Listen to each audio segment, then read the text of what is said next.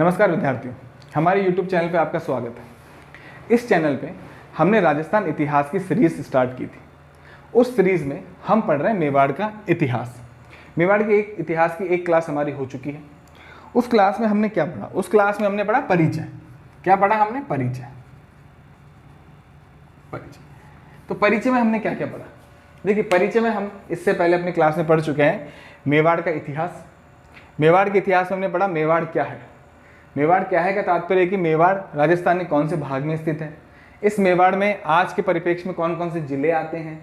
उसके बाद हमने पढ़ा कि मेवाड़ का पुराना नाम क्या है। उसके बाद हमने पढ़ा कि मेवाड़ में कौन से वंश का शासन रहा।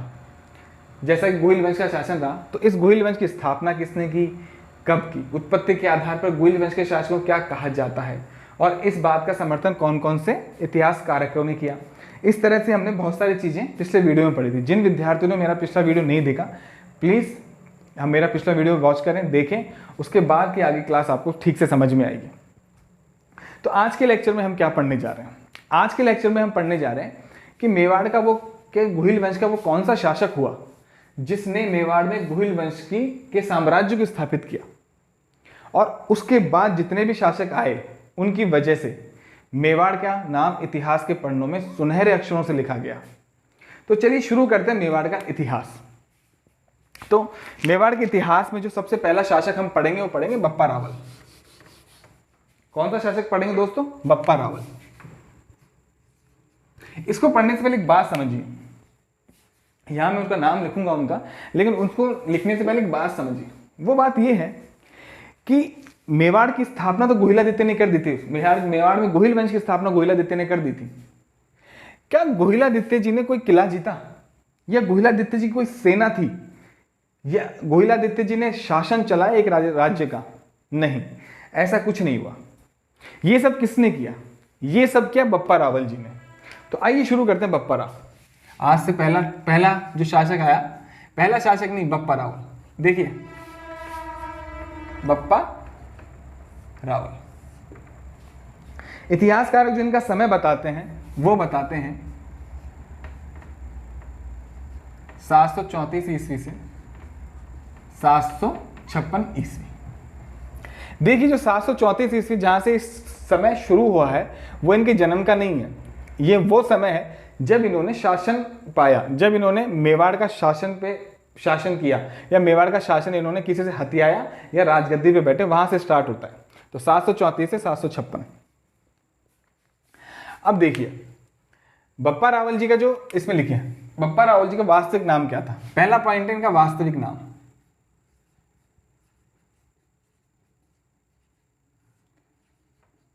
वास्तविक नाम बप्पा रावल जी का जो वास्तविक नाम था वो था कालभोज।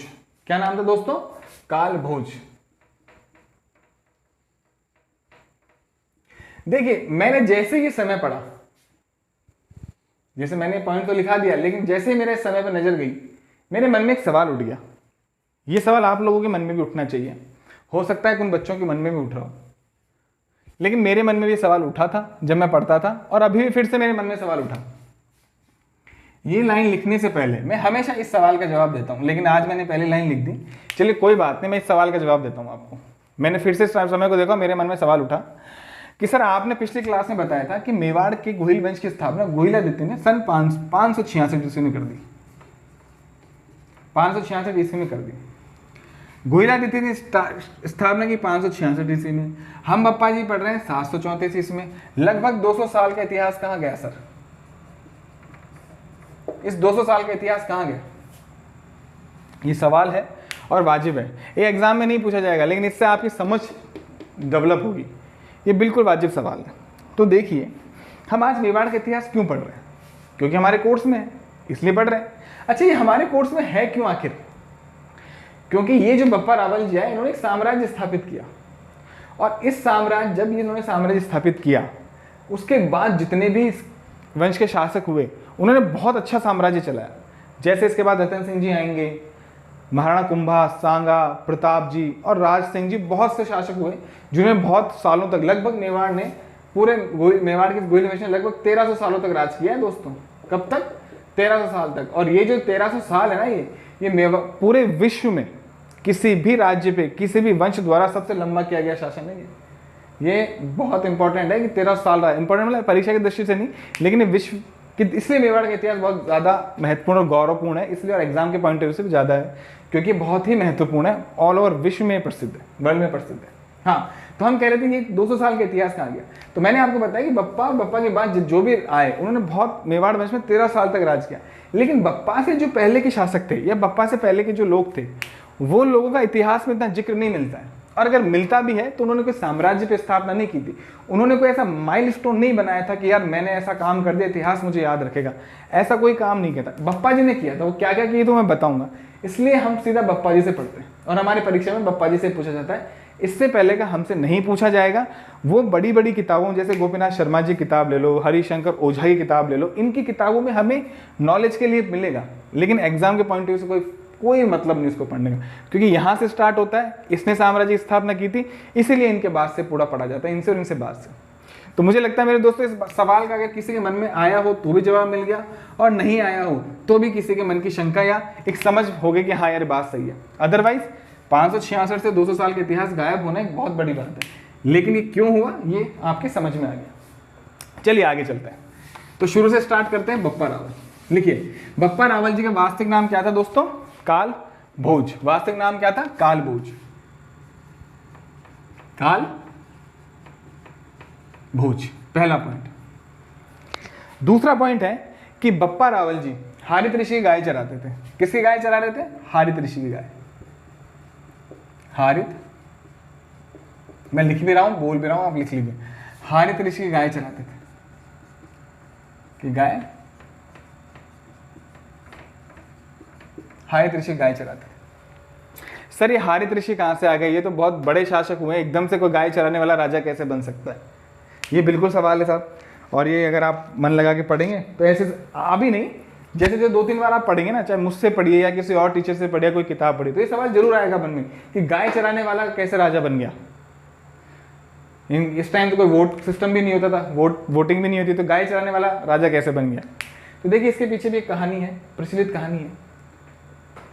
बप्पा जी के जो पिताजी थे, एग्जाम के पॉइंट ऑफ व्यू से नहीं है लेकिन समझ के हिसाब से याद रहे आपको, बप्पा जी के जो पिताजी थे उनका वो जो थोड़ा बहुत राज था, या थोड़ा बहुत, वो ईडर से, गुजरात में एक जगह ईडर, वहाँ के थे वो, और जो वहाँ पे जो भील रहते थे उनसे उनकी बनती नहीं थी। सॉरी, मेवाड़ में जो भील रहते थे उनसे उनकी बनती नहीं थी, पास पास है दोनों। तो क्या हुआ कि इनके पिताजी और भीलों से बनती नहीं थी, तो भीलों ने इनके पिताजी को हत्या कर दी। अब हत्या कर दी तो इनकी माँ, बप्पा जी की माता जी, इन्हें मेवाड़ ले आई और मेवाड़ लाके ऋषियों को सौंप दिया, जो इनके जानकारी के ऋषि थे, इनके जानने वाले ऋषि थे, उनको सौंप दिया कि आप इसका लालन पालन पोषण कीजिए और इन्हें बड़ा कीजिए। ठीक है, तो वहाँ एक हारित ऋषि थे, हारित ऋषि का बप्पा जी से विशेष स्नेह हो गया था, तो वहाँ से बप्पा जी ऋषियों के पास आए। उन्हीं ऋषियों में से एक ऋषि थे हारित ऋषि, और हारित ऋषि का स्नेह बप्पा जी से बहुत सही था, इसलिए हारित ऋषि ने बप्पा जी से स्नेह होने के कारण हारित ऋषि अपनी गाय चराने का काम किसको दिया? बप्पा जी को दिया। किसको दिया? बप्पा जी को दिया। अब देखिए नेक्स्ट पॉइंट। नेक्स्ट पॉइंट ये है कि जब बप्पा रावल जी हारित ऋषि गाय चराते थे, उस समय मेवाड़ पर राज किसका था? उस समय मेवाड़ पर राज था मौर्य वंश का। किसका? मौर्य वंश का, राजा मान मौर्य का। मान मौर्य का किसका राज था दोस्तों? मौर्य वंश के एक राजा था मान मौर्य का। तो सर बप्पा जी को चित्तौड़ कैसे मिला? मौर्य वंश को हरा के। बिल्कुल, बप्पा जी ने मौर्य वंश के मान मौर्य को हराया। कैसे हराया दोस्तों? आप लिखिए, पहले लिखिए, हारित ऋषि के आशीर्वाद से, हारित ऋषि के ही आशीर्वाद से। किसके आशीर्वाद से? इन्हीं ऋषि के आशीर्वाद से सन 734 ईस्वी में, मैं लिखूंगा पहले बता देता हूं आपको, सन 734 ईस्वी में हारित ऋषि के आशीर्वाद से 734 ईस्वी में बप्पा जी ने मान मौर्य को हरा के चित्तौड़ का अधिकार किया। वो कैसे किया मैं बताता हूं, लिख लीजिए। हारित ऋषि के आशीर्वाद से ही, हारित ऋषि के आशीर्वाद से, हारित ऋषि के आशीर्वाद से ही से 734 में, देखा ये 734 आ गई, 734 में हरा के शासन लिया था इन्होंने, इसलिए यहां से इनका समय माना जाता है। तो 734 ईस्वी में मान मौर्य को हराकर, किसको? मौर्य वंश के मान मौर्य को हराकर मान मौर्य को हराकर किस पे राज किया दोस्तों? किसको जीता? चित्तौड़ के किले को जीता। ये क्वेश्चन पूछा जाता है दोस्तों और बहुत बार पूछा गया है। चित्तौड़ के किले को जीता। देखिए 734 में मान मौर्य को हराकर चित्तौड़ के किले को जीता। एग्जाम में क्वेश्चन पूछा जाता है कि बप्पा रावल ने सबसे पहले कौन सा किला जीता था? किलों के नाम दे देगा आपको, चित्तौड़ का किला, कुंभलगढ़ का किला, कटारगढ़ का किला या कोई सा भी किला। तो आंसर क्या जाएगा? चित्तौड़ का किला। ये क्वेश्चन पूछा जाता है, ये बहुत, क्योंकि किले में बड़े कंफ्यूज हो जाता है कौन सा किला जीता था, क्योंकि चित्तौड़ किला जीतने के बाद राजधानी कोई और बनाई थी, इसलिए जिला किला जीता चित्तौड़ का, राजधानी बनाई उदयपुर को, इसलिए क्वेश्चन पूछा जाता है। तो इसको आप मार्क कीजिए। देखिए तो हारित ऋषि के आशीर्वाद से 734 से मान मौर्य को हटा के चित्तौड़ का किला जीता। अब जीता कैसे साहब? हुआ ये कि इनकी गाय चराते थे और बड़े ये इनका स्नेह बहुत था, इनका बप्पा रावल से स्नेह बहुत था इनका। तो हुआ ये कि हारित ऋषि ने बोला कि हारित ऋषि ने एक देवी की आराधना की। उस देवी का नाम था राष्ट्रसेनी देवी। क्या नाम था? राष्ट्रसेनी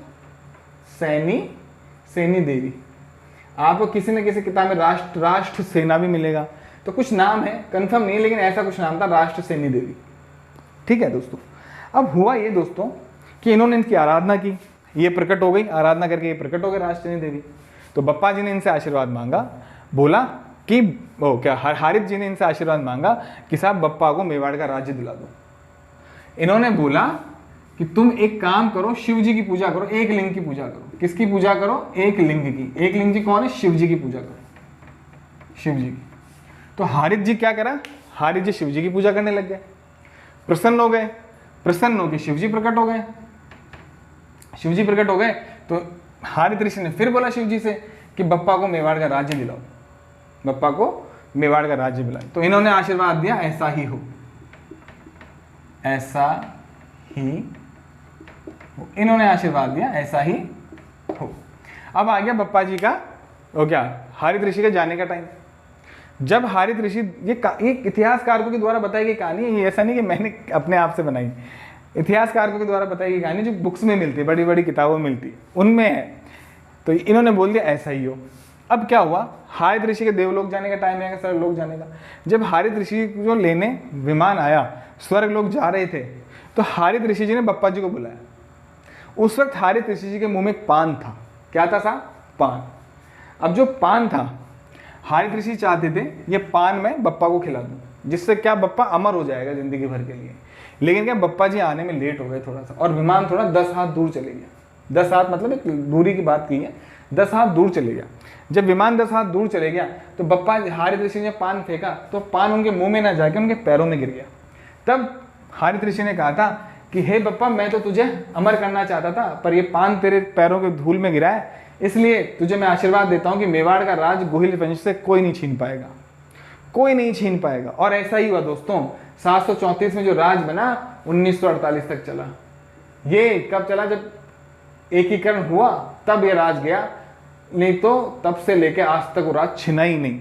अभी भी है मेवाड़ के राजा, छीना किसी ने नहीं है। वो ब्यूरोक्रेसी आ गई, वो एक अलग बात है, छीना किसी ने नहीं है कि कोई दूसरा आगे राज करने, ऐसा कभी नहीं हुआ। तो ये कहानी थोड़ी थोड़ी सच लगती है। तो ऐसा ही हुआ। तब हारित ऋषि ने बताया था कि एक जगह जा, 150 करोड़ मोहरें मिलेंगी, उन मोहरों को खोद और सेना बना, और सेना बना के, अपनी सेना बना के इससे लड़। और ऐसा ही किया क्या इसने? जो हारित ऋषि ने जो जगह बताई थी वहां गए, वहां खोदा। अब कुछ किताबें कहती 50 करोड़ मोहरें मिली थी, ठीक है, कुछ किताबें कहती 150 करोड़ मोहरें मिली थी। तो ये एग्जाम में नहीं पूछा जाएगा क्वेश्चन, क्योंकि निश्चित नहीं है ये, इसलिए नहीं पूछा जाएगा। तो ये 150 करोड़ मोहरें ली इन्होंने, सेना बनाई, और 734 ईस्वी में राजा मान मौर्य को हरा के और चित्तौड़ पे अधिकार कर लिया। तो ये इसकी कहानी है। किताबों में आपको ये मिलेगा, सिर्फ इनके आशीर्वाद से इन्होंने जीता। हालांकि एग्जाम में यही आएगा, लेकिन ये जो मैंने बताया वो आपको किताबों में नहीं मिलेगा। तो ये आप इसका, ये मैं हटा देता हूँ फालतू की चीज़ें, इनका स्क्रीनशॉट ले लीजिए, फिर मैं आगे आपको बताता हूँ। ठीक है, चलिए। तो यहाँ पे इन्होंने चित्तौड़ जीत लिया। अब देखिए, चित्तौड़ जीत लिया, ठीक है। चित्तौड़ जीतने के बाद इनको एहसास हुआ कि यार अब तो मैं राजा बन गया, तो मुझे राजधानी चाहिए। तो नेक्स्ट पॉइंट 10 स्टार करके लिखिए। 10 स्टार का मतलब होता है बहुत ही इंपॉर्टेंट है। कि मेवाड़ की प्रथम राजधानी बनाई इन्होंने, मेवाड़ की प्रथम राजधानी बनाई। और प्रथम राजधानी किसे बनाया? प्रथम राजधानी किसे बनाया दोस्तों? नागदा। किसे बनाया? नागदा। ठीक से लिख दूं, नागदा। नागदा एक जगह है, कहां है? उदयपुर में है दोस्तों। कहां है दोस्तों? उदयपुर में। नागदा को उन्होंने राजधानी बनाया। तो मेवाड़, क्वेश्चन ऐसे पूछा जाता है, मेवाड़ की प्रथम राजधानी कौन सी थी? ऑप्शन में दे देगा आहड़, नागदा, चित्तौड़, कुंभलगढ़, कुछ भी। तो आपका ऑप्शन आंसर कौन सा जाएगा? ये वाला, नागदा प्रथम राजधानी। किसने, क्वेश्चन पूछा जाएगा मेवाड़ की प्रथम राजधानी किसने बनाई? किसने बनाई दोस्तों? बप्पा रावल ने। क्वेश्चन ऐसे पूछा जाएगा। और ये दो तरह से क्वेश्चन, ये क्वेश्चन दो तरह से पूछा जाएगा, मैंने दोनों बता दिए। और ये क्वेश्चन एग्जाम में कई बार पूछा है और अब भी पूछा जाता है। देखिए यहां से एक चीज समझिए। अब मैंने आपको जब पिछली क्लास पढ़ाई थी, तब मैंने बोला था कि गुहिल वंश का संस्थापक गुहिलादित्य है।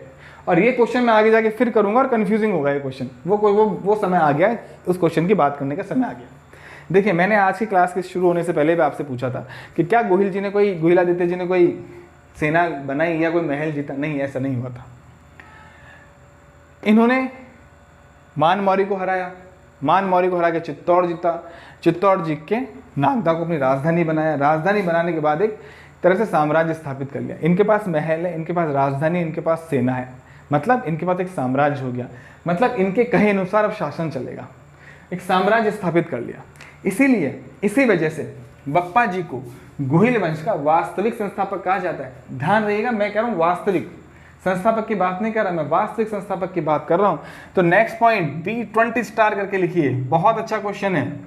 ये एग्जाम में कम पूछा जाता है, आज तक बहुत कम एग्जाम्स में पूछा गया है, लेकिन बड़े बड़े एग्जाम से, RPSC के जो बड़े बड़े होते हैं, जैसे फर्स्ट ग्रेड हो गया, सेकंड ग्रेड हो गया, RS का एग्जाम हो गया, ACF जैसे एग्जाम हो गया, इनमें क्वेश्चन पूछे जाते हैं ऐसे, क्योंकि कंफ्यूजिंग है।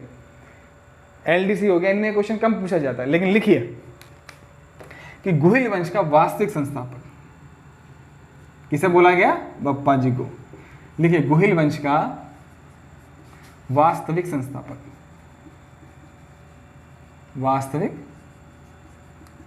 संस्थापक कौन थे? बप्पा जी।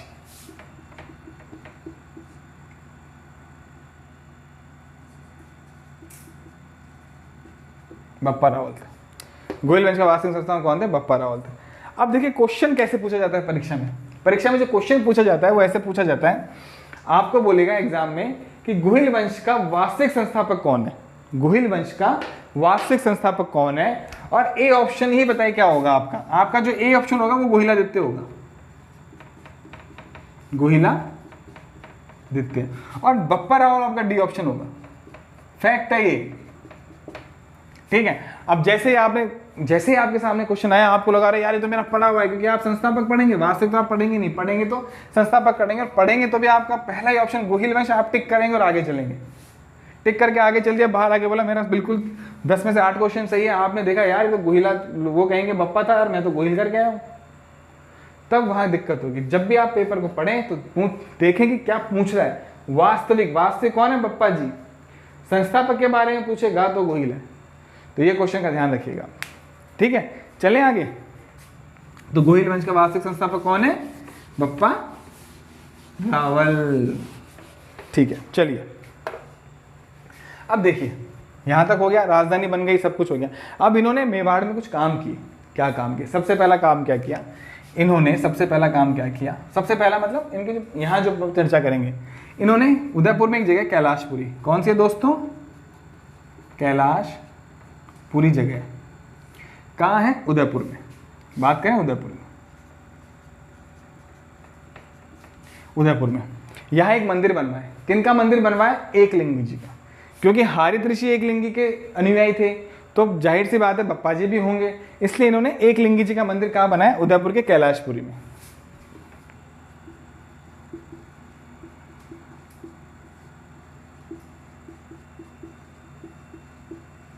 एकलिंगी मंदिर बनवाया, ठीक है। उसके बाद दूसरा पॉइंट लिखिए, ये लोग मेवाड़ के शासक आज भी, पहले नहीं आज भी, बप्पा जी से ही, आज तक की बात बता रहा हूँ, जो मेवाड़ का जो राजा मानते थे ना, वो किसको मानते थे? एक लिंगी जी को, मेवाड़ का राजा किसको मानते थे? एक लिंगी जी को मानते थे, और स्वयं को इस एक लिंगी जी का यानी भगवान शिव का दीवान मानते थे। तो लिखिए कि मेवाड़ के शासक,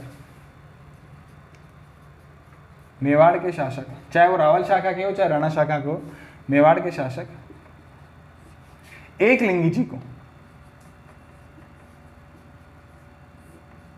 एक लिंगी जी को राजा व स्वयं को दीवान, स्वयं को उनका क्या मानते थे दोस्तों? दीवान मानते थे।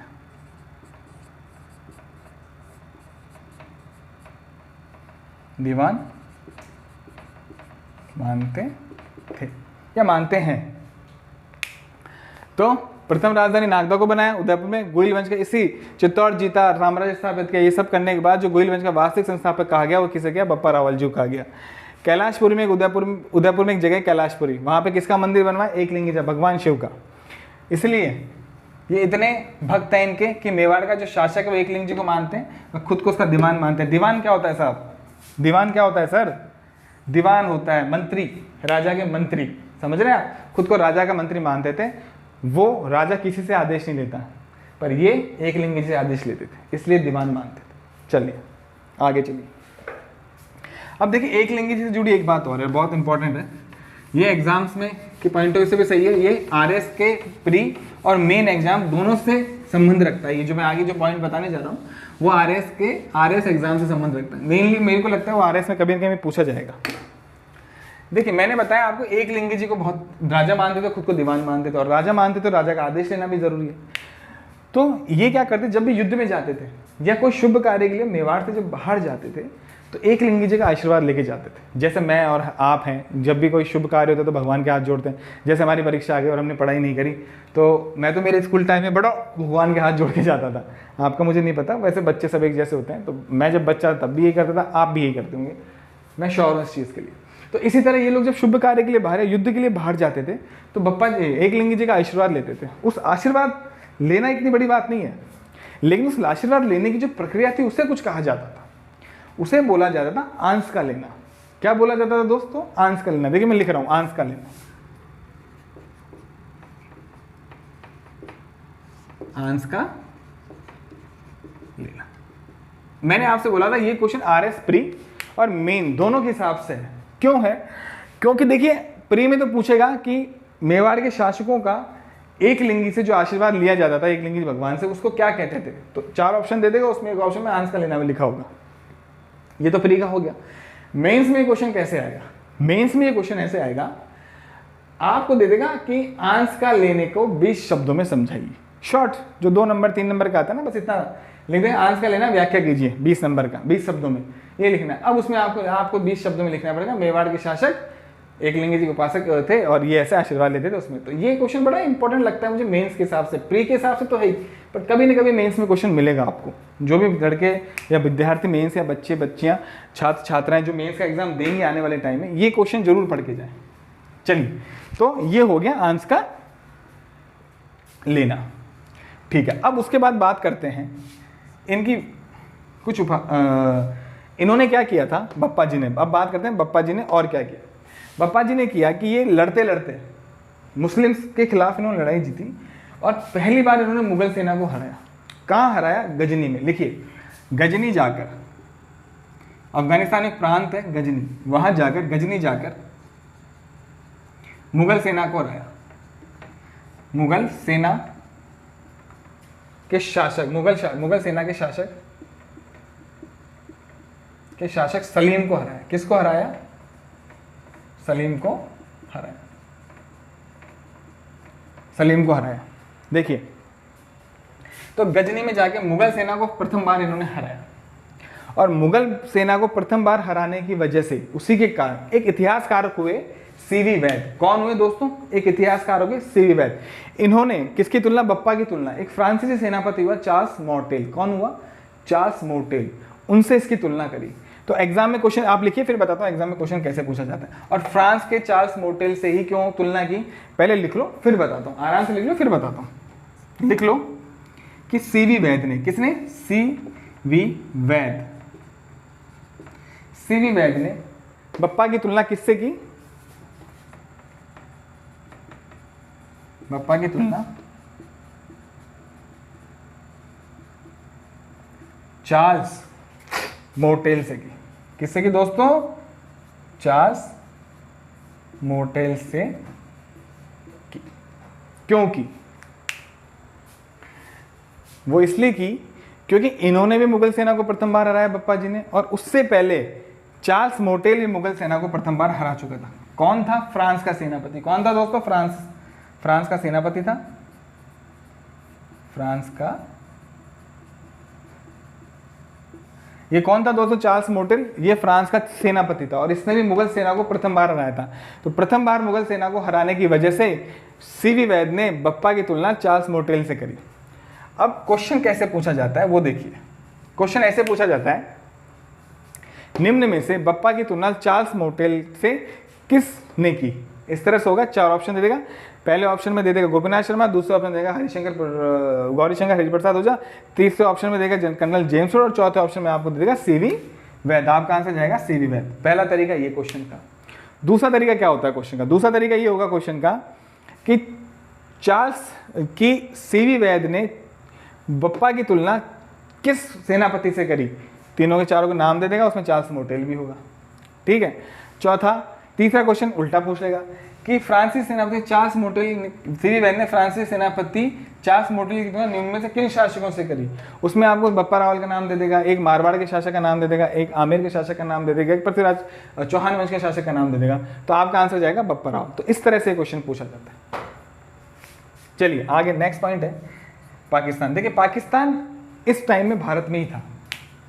तो भारत में था तो ये बप्पा जी पाकिस्तान भी जाया करते थे युद्ध की वजह से या और कारण, क्योंकि साम्राज्य आगे बढ़ाना था तो युद्ध भी होते थे, सहायता भी जाते थे, किसी ना किसी कारण पाकिस्तान की तरफ जाया करते थे। तो वहाँ पे एक शहर है रावलपिंडी।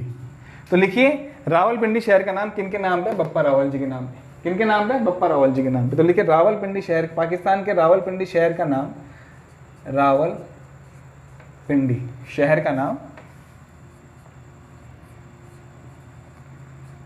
रावलपिंडी शहर का नाम बप्पा जी के नाम पे। किसके नाम पे है?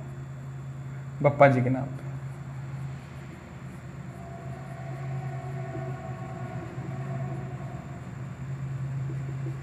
लिखिए रावलपिंडी शहर का नाम बप्पा जी के नाम पे।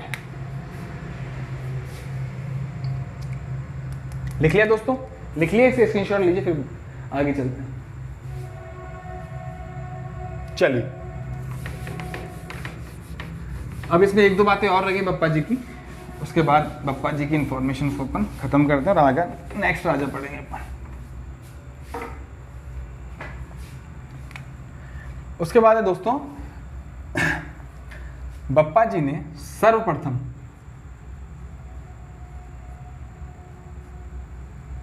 सर्वप्रथम मेवाड़ में सोने के सिक्के चलाए। मेवाड़ में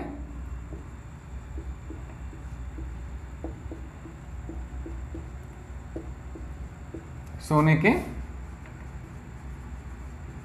सिक्के चलाए। क्या चलाए दोस्तों? सोने के सिक्के। और उनका वजन कितना था दोस्तों? 115 ग्राम। ये ध्यान रखिए, इसमें 115 ग्राम। देखिए क्वेश्चन कैसे पूछा जाएगा आपसे कि मेवाड़ में सबसे पहले सोने के सिक्के निम्न में से किस शासक ने चलाए? तो किस शासक ने चलाए? बप्पा जी ने चलाए। ठीक है। उसके बाद दूसरे तरीके से दूसरा क्वेश्चन ये पूछा जाएगा कि मेवाड़ में जो सोने के सिक्के बप्पा जी ने चलाए उनका वजन कितना था? ये क्वेश्चन जो RSMB होता है ना, उस एग्जाम में आने लायक क्वेश्चन है, क्योंकि उसमें क्या डाटा जरूर पूछता है और उसमें ऐसे ही क्वेश्चन पूछे जाते हैं, बिल्कुल टिपिकल क्वेश्चन उसमें पूछे जाते हैं। तो पूछेगा कि या तो पूछेगा कि भैया मेवाड़ में जो बप्पा जी ने सोने के सिक्के चलाए उसका वजन कितना था? तो उसमें जो पहला ऑप्शन होगा ना दोस्तों, वो होगा 115 ग्राम। देखिए जो बच्चा तैयारी कर रहा है, जो भी विद्यार्थी छात्र छात्राएं जो तैयारी कर रहे हैं, वो पढ़ के तो बिल्कुल सही जाएंगे अपने बुक्स से, अपने नोट्स से, अपने टीचर से ग्रेड। ऐसा नहीं वो पढ़ के पूरा नहीं जाएंगे, लेकिन क्या होता है परीक्षा में एक दबाव होता है, एक प्रेशर होता है कि हमें सफलता लेनी है, हमें पास होना है, जो तैयारी करके जा रहे हैं, तो उस पर दबाव होता है और दबाव हमसे गलतियां बनाता है। क्रिकेट मैच देखा होगा आप सबने, हम कहते हैं ना दबाव में है, खेल नहीं पाया, धोनी दबाव में, सचिन दबाव में था, या जडेजा दबाव में, हम कहते हैं ना दबाव में खेल नहीं पा रहा। ये हमारे साथ भी होता है। क्रिकेट मैच एक तरह प्रैक्टिस एक अलग चीज़ होती है, लेकिन जब मैच होता है तो दबाव में आता है इंसान। इसी तरह हम घर पे कितनी प्रैक्टिस कर लें, लेकिन परीक्षा हॉल में दबाव होता है।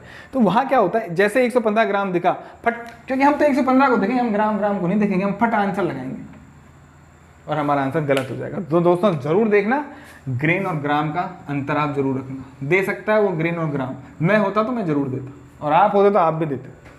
ठीक है, तो ये हो गया। इसके बाद कि यहाँ तक की बात हो गई, बप्पा जी ऑलमोस्ट, बप्पा जी की जो इन्फॉर्मेशन है वो खत्म हो गई। इसके बाद है कि उपाधियाँ, बप्पा जी कुछ उपाधियाँ दी गई थी, लिखिए उपाधियाँ। देखिए जो काम करते हैं ना, अच्छे काम करते हैं या किसी क्षेत्र विशेष में काम करते हैं, तो उन्हें उपाधियाँ दी जाती है। उनके नाम के अलावा भी उन्हें उपाधि दी जाती है। तो इनकी 3 उपाधियाँ फेमस हैं। पहली हिंदू सूरज, यानी हिंदुओं का सूरज, हिंदू सूरज। दूसरी उपाधि राजगुरु, राजगुरु। और तीसरी उपाधि चकवे। सर ये हिंदू सूरज समझ में आ गया, राजगुरु तो ठीक है समझ में आ गया, चकवे क्या है? तो लिखिए चारों दिशाओं को जीतने वाला। चकवे का मतलब क्या है दोस्तों? चारों दिशाओं को जीतने वाला। लिख लीजिए, चारों दिशाओं को जीतने वाला। लिखिए हिंदू सूरज, हिंदू सूरज, राजगुरु और चकवे, चारों दिशाओं को जीतने वाला। तो दोस्तों यहां बप्पा रावल आज खत्म होता है। बप्पा रावल की इंफॉर्मेशन सब खत्म हो गई है यहाँ पे। इसके अलावा बप्पा रावल में जो कोई इन्फॉर्मेशन मैंने बाकी छोड़ी नहीं है, लेकिन फिर भी आपको लगता है कि मैंने कोई इन्फॉर्मेशन बाकी छोड़ दी, तो प्लीज़ आप मुझे कमेंट बॉक्स में ज़रूर बताइए, क्योंकि मैंने वही इन्फॉर्मेशन आपको बताई जो मैंने पढ़ी थी, जो मैंने पढ़ी और जिनको पढ़ के मैंने एग्जाम पास किया, और जो किताबों में लगभग सब किताबों में वही है। बाकी बहुत सारी इन्फॉर्मेशन, जैसे बप्पा जी एक साथ 4 बकरे खा जाते थे, तो ये सब एग्जाम्स में नहीं पूछी जाती। हमने उन्हीं सब की बात की जो एग्जाम्स में पूछी जाती है, हमने सिर्फ उन्हीं सब की बात की। तो ये आज का टॉपिक हमारा बप्पा रावल था, क्योंकि बप्पा रावल थोड़ा बड़ा था और थोड़ा ज़्यादा समझाने का था, इसलिए आज की क्लास में हम केवल बप्पा रावल को ही पढ़ेंगे। जो हमारी नेक्स्ट क्लास होगी वो बप्पा रावल से आगे ही क्लास होगी।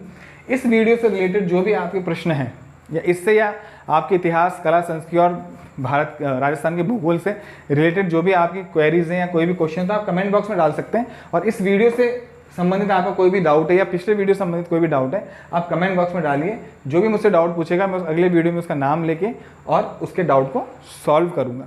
तो दोस्तों आज का वीडियो हमारा यहीं तक था। अगर आपको मेरी बताई गई इन्फॉर्मेशन की जो भी सूचनाएं मैंने बताई और आपको उपयोगिता महसूस, भाई जो मैंने बताया वो उपयोगी लगा आपको और मेरे पढ़ाने का तरीका आपको अच्छा लगा, तो हमारे चैनल को लाइक कीजिए, हमारे वीडियोस को शेयर कीजिए और चैनल को सब्सक्राइब कीजिए। धन्यवाद, शुभ रात्रि।